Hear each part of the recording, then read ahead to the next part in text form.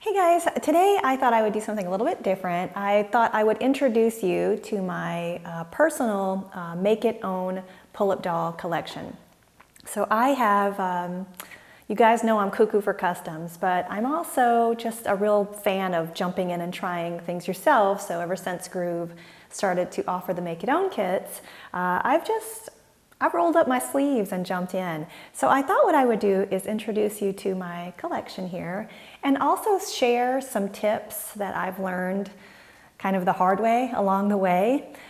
Just a quick disclaimer though, let me just say this, let me get it out there. I am not an artist, like at all. I am totally an amateur, and I feel like these tips that I'm going to share are probably best suited for people like me. Maybe you are like, I'm not artsy, or wow, this looks like fun, but I'm a little apprehensive. So if that's you, then these are some tips that I think would be maybe helpful for you.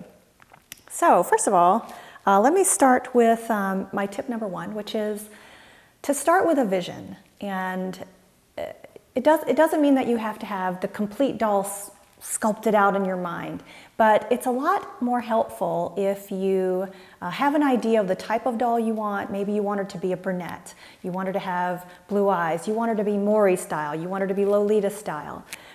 You can always change from there, but I wanted to share that. It sounds kind of silly, but a lot of times I started without a vision, and what ended up happening was I made the same doll 4 times. Like, I know I'm comfortable with yellow eyeshadow, I know I'm comfortable doing this. And it's really fun to just kind of think outside the box a little bit. So that is tip number one. Tip number 2, I'm going to move over here and show you some of my dolls. This is Georgia, by the way. She's my favorite. Start small. If you are not artsy like me, it doesn't mean that you have to jump in and do something crazy. Like, let me show you the first dolls that I did. This is Pris. This is Gamora. Move you over a little bit, Gamora.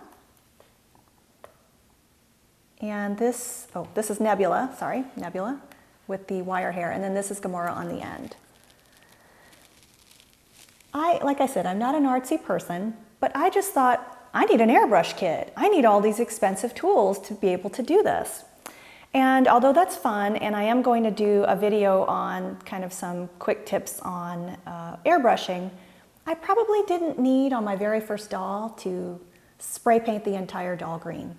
It was a mess. I didn't know what I was doing. It's uneven. I love you, Gamora, so don't take this personally, but these were very ambitious, and it made it a lot more stressful than I think it needed to be. Doesn't mean I don't love you guys, but, and it was a lot of fun to airbrush, by the way. But I think if you're just starting out, it might be just a little more fun and a little less stressful to just start a little more conservatively. Okay, next, let me get these gals out the way. The next tip that I will share with you is to be patient.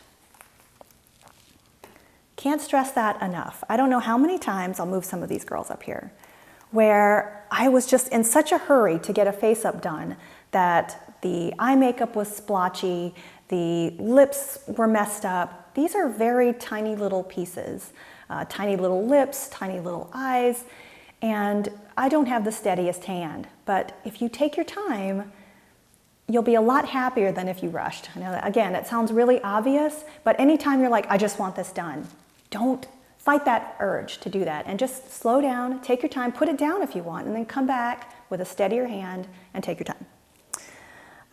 All right, so here's another tip. Consider different skin tones. Let me move Gamora out the way here. So Groove has originally put out 4 different skin tones. There is fair and natural, tan, and like a gray color. And let me show you my Lenore over here. She is I think they call it, I can't remember what they called it, but she has kind of a gray skin tone. And if you'll notice, the color shows up on her face a lot differently than on this one next to her, who doesn't have a name, it's a shame.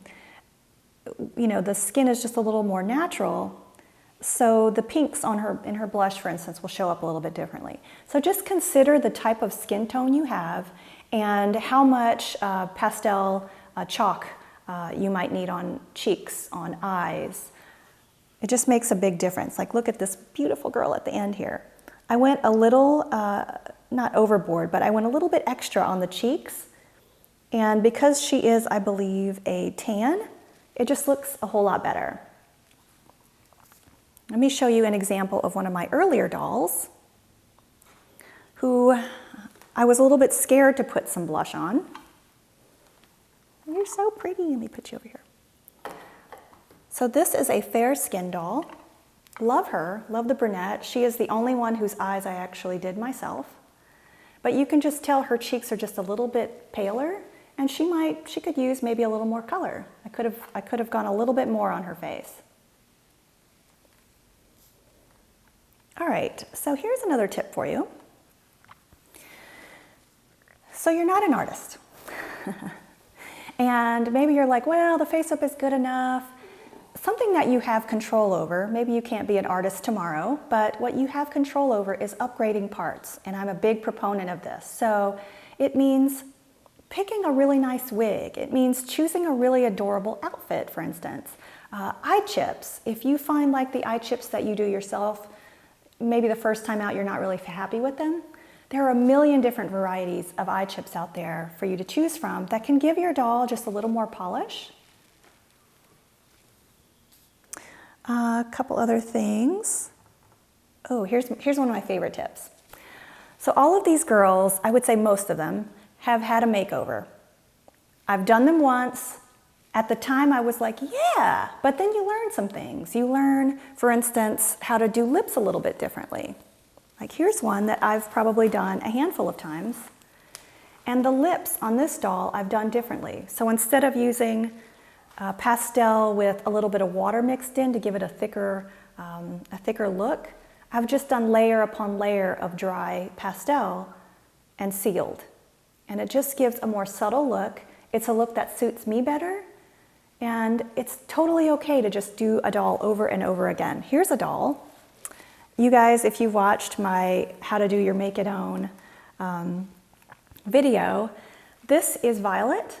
I'm still not terribly happy with her. I think that she could get one more go, but it's so much fun to just start over, to like take the tips that you've learned along the way and just give a girl a makeover. So don't be afraid. If you mess up the first time or you're like, well, it's okay right now, but I think I could do better, then do better. Just try again.